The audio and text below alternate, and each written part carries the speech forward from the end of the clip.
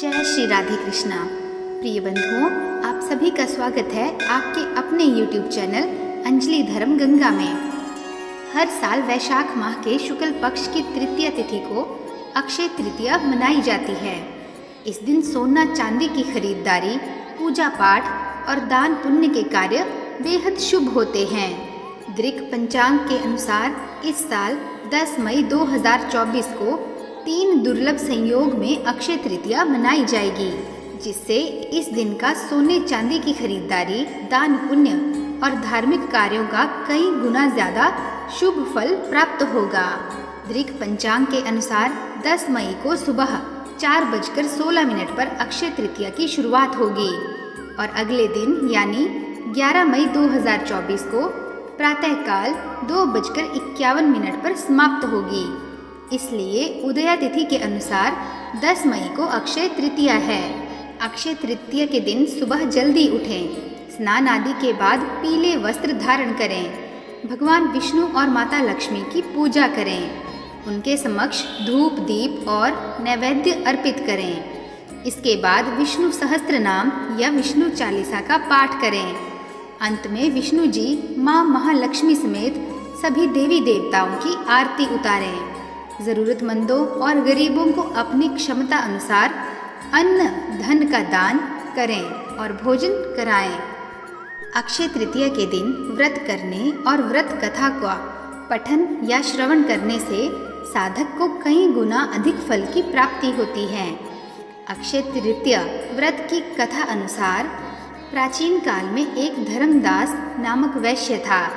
धर्मदास अपने परिवार के साथ एक छोटे से गांव में रहता था। वह बहुत ही गरीब था। वह हमेशा अपने परिवार के भरण पोषण के लिए चिंतित रहता था। उसके परिवार में कई सदस्य थे। धर्मदास बहुत धार्मिक प्रवृत्ति का व्यक्ति था। उसका सदाचार तथा देव एवं ब्राह्मणों के प्रति उसकी श्रद्धा अत्यधिक प्रसिद्ध थी। अक्षय तृतीया व्रत के महात्म्य को सुनने के पश्चात उसने अक्षय तृतीया पर्व के आने पर सुबह जल्दी उठकर गंगा में स्नान करके विधि पूर्वक देवी देवताओं की पूजा की।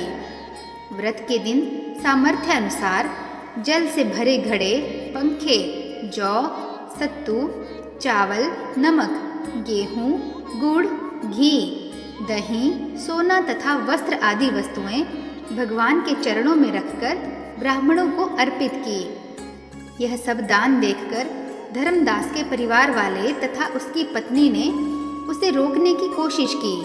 उन्होंने कहा कि अगर धर्मदास इतना सब कुछ दान में दे देगा तो उसके परिवार का पालन पोषण कैसे होगा।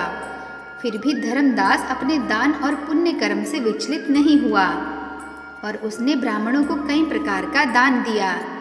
उसके जीवन में जब भी अक्षय तृतीया का पावन पर्व आया, प्रत्येक बार धर्मदास ने विधि से इस दिन पूजा एवं दान आदि का कर्म किया।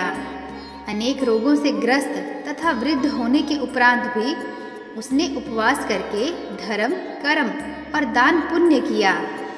यही वैश्य दूसरे अगले जन्म में कुशावती का राजा हुआ। मान्यता है कि अक्षय तृतीया के दिन किए गए दान पुण्य व पूजन के कारण वह अपने अगले जन्म में बहुत धनी एवं प्रतापी राजा बना। वह इतना धनी और प्रतापी राजा था कि त्रिदेव तक उसके दरबार में अक्षय तृतीया के दिन ब्राह्मण का वेश धारण करके उसके महायज्ञ में शामिल होते थे। अपनी श्रद्धा और भक्ति का उसे कभी घमंड नहीं हुआ। वह प्रतापी राजा महान एवं वैभवशाली होने के बावजूद भी धर्म मार्ग से कभी विचलित न हुआ। माना जाता है कि यही राजा आगे के जन्मों में भारत के प्रसिद्ध सम्राट चंद्रगुप्त के रूप में पैदा हुए थे।